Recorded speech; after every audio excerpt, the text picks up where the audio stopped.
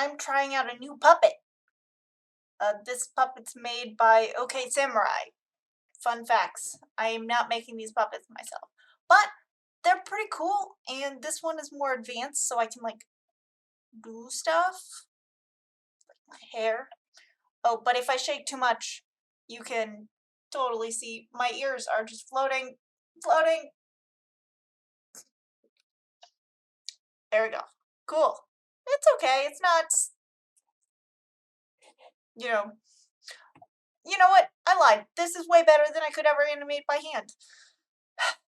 And it looks more put together than me.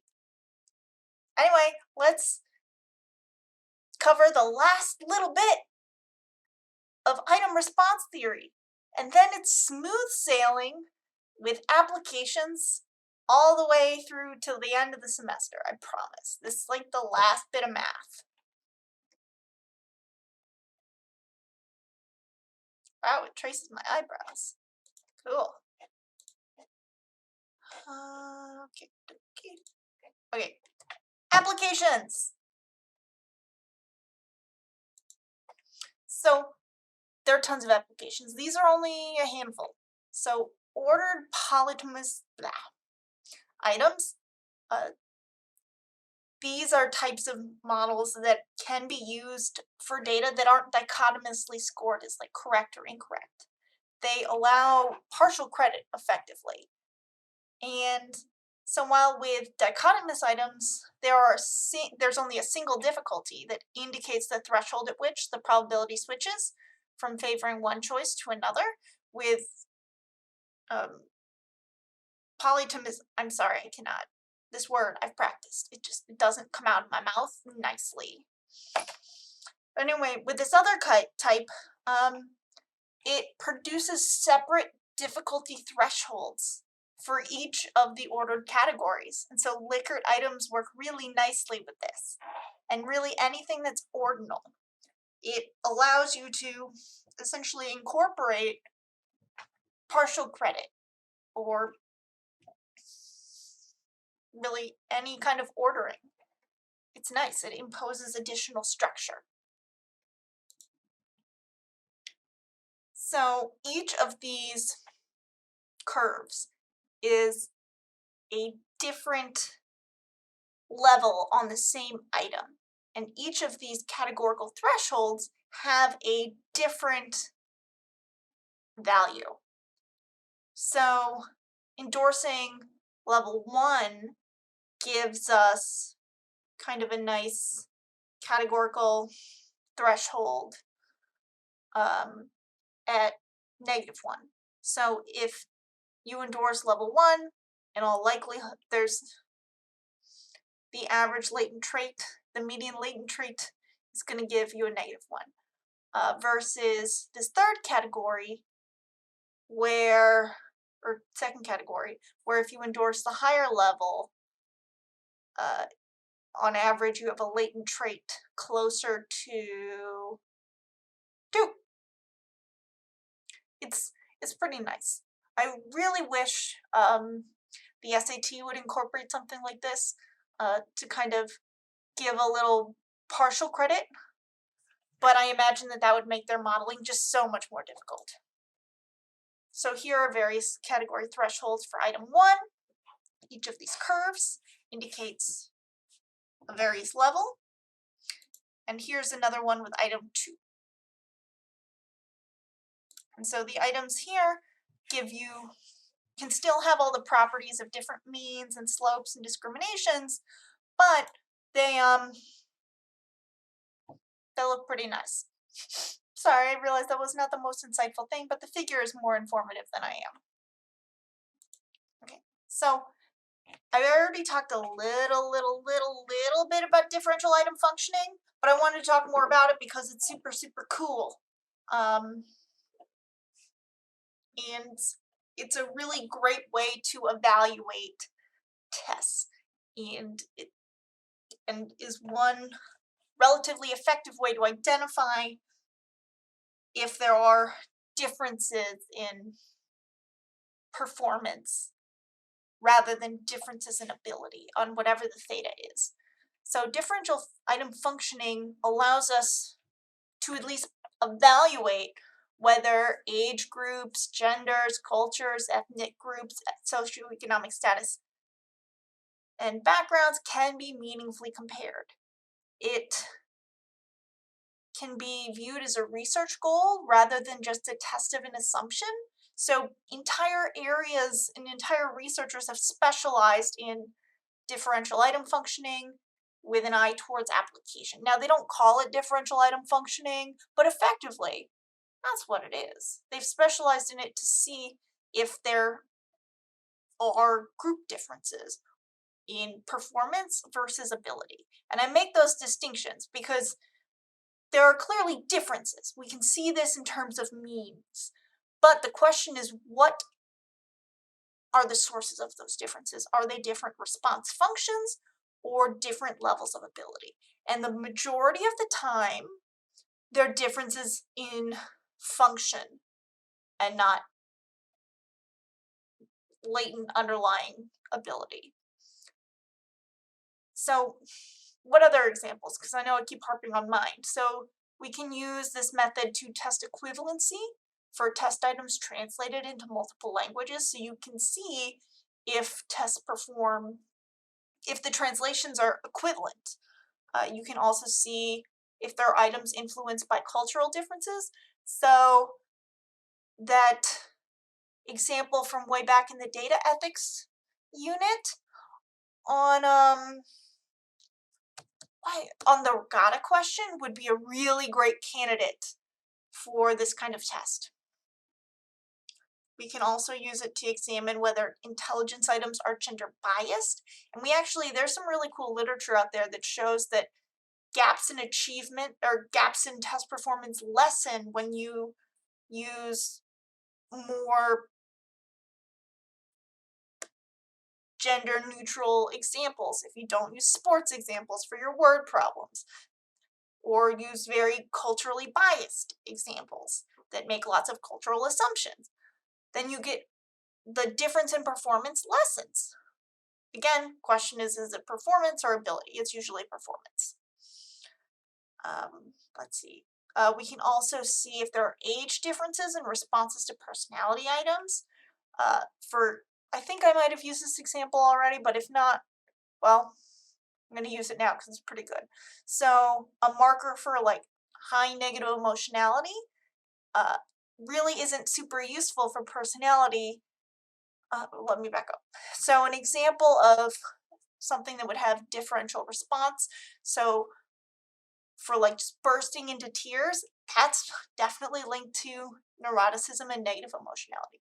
Now, the level of latent theta for your level of neuroticism is going to be very different in terms of endorsing that tear bursting as a function of age. Toddlers, everybody's crying.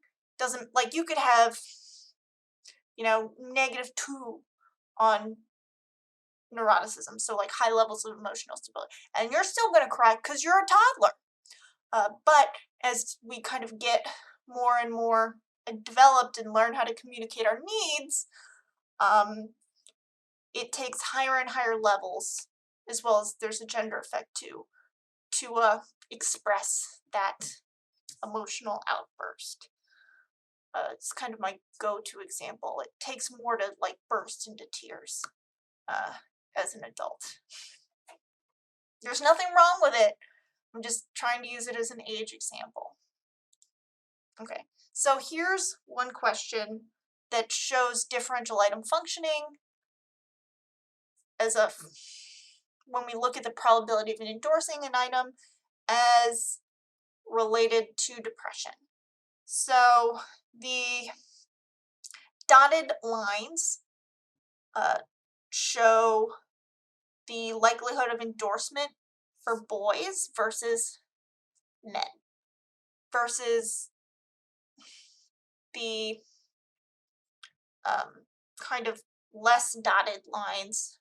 We can see that compared to boys, girls are more likely to endorse it at any latent level of depression. Similarly, with adults, we have differential endorsement, but in both cases, we have a gender effect and an age effect. The age effect is way bigger here than gender, but gender still shows up.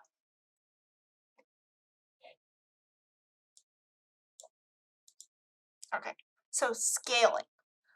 We can do some cool stuff. So item response theory also allows us to do some scaling for further analysis because we often collect data with multifaceted forms, so multi-item surveys, and then collapse those scores into a raw single number.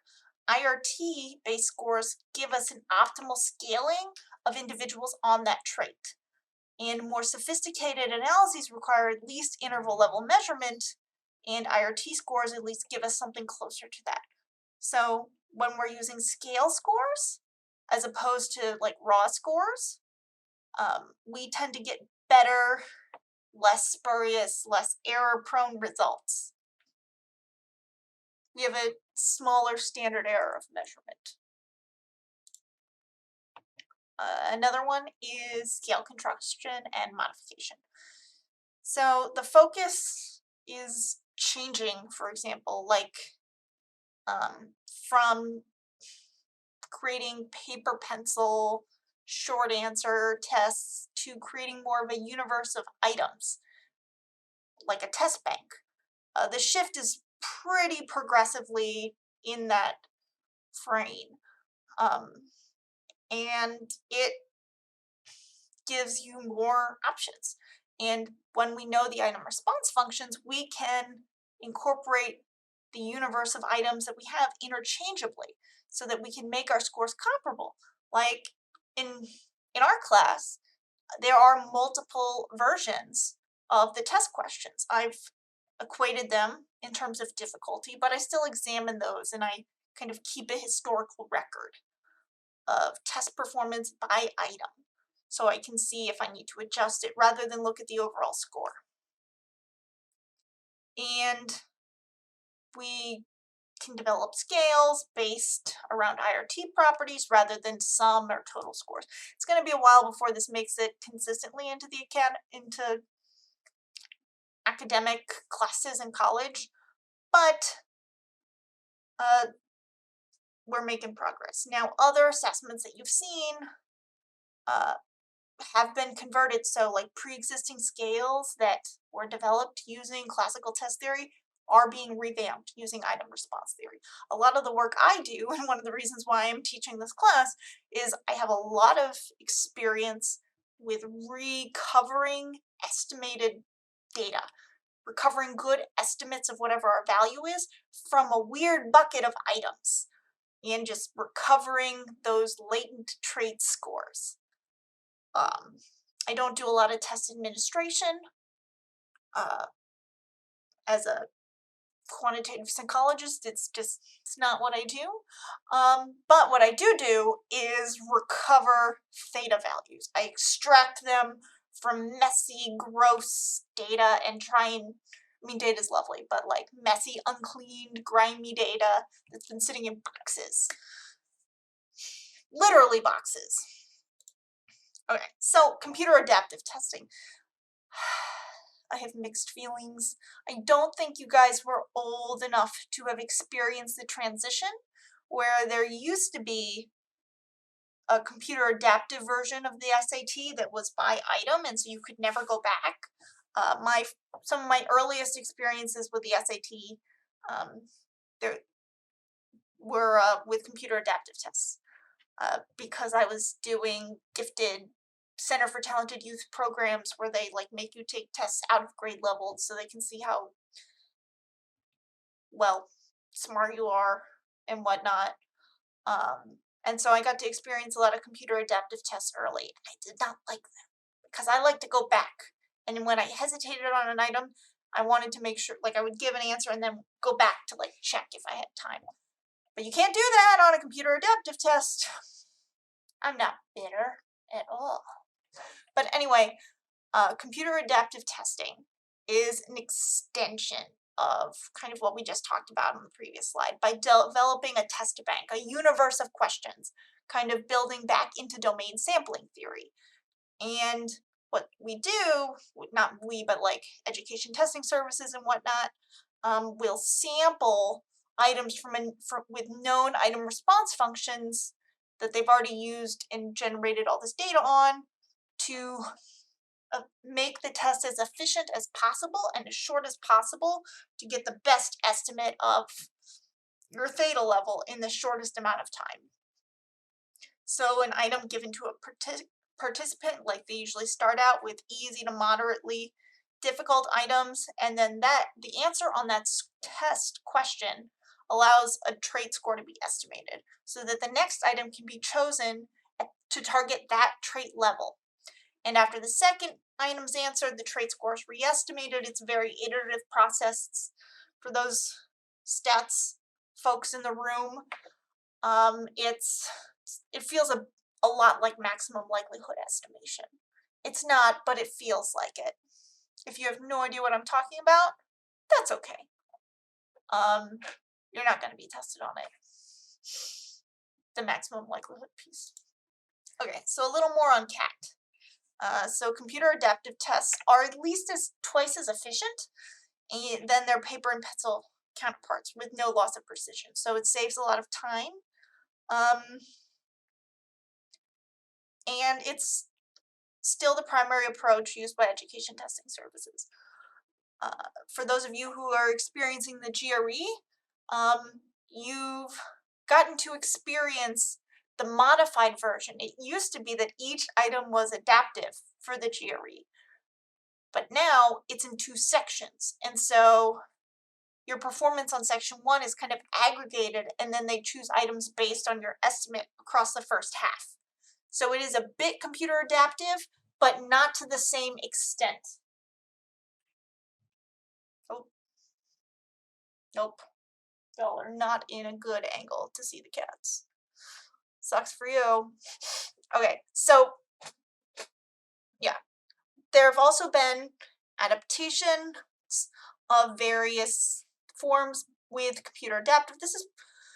I find this is way better in the education, not in education, but in sorry. This is a way better in low stakes testing, where we're more worried about the burden on the test taker rather than getting, well, best estimates. And so if we look at like the headache impact survey, for example, the adaptive form outperformed the pencil and paper counterpart in reducing patient burden by tracking changes and in reliability and validity. It was just better all around. So there are some pretty nice advantages. As much as I poo-poo computer adaptive because of my own childhood experiences, there's still a lot of nice advantages that I appreciate. Next, we got test equating. So participants who have taken different tests measuring the same construct, often it can be, at least under initial classical test theory standpoints, hard to compare. So like comparing the Beck depression inventory versus the CESD. But both have items with known item response function curves. And because we have known item response functions, we can place them on the same scale and compare them, and like create equivalent scores. This allows us to equate across grade for math ability and equate across years for placement and admissions tests. It's a pretty nice feature.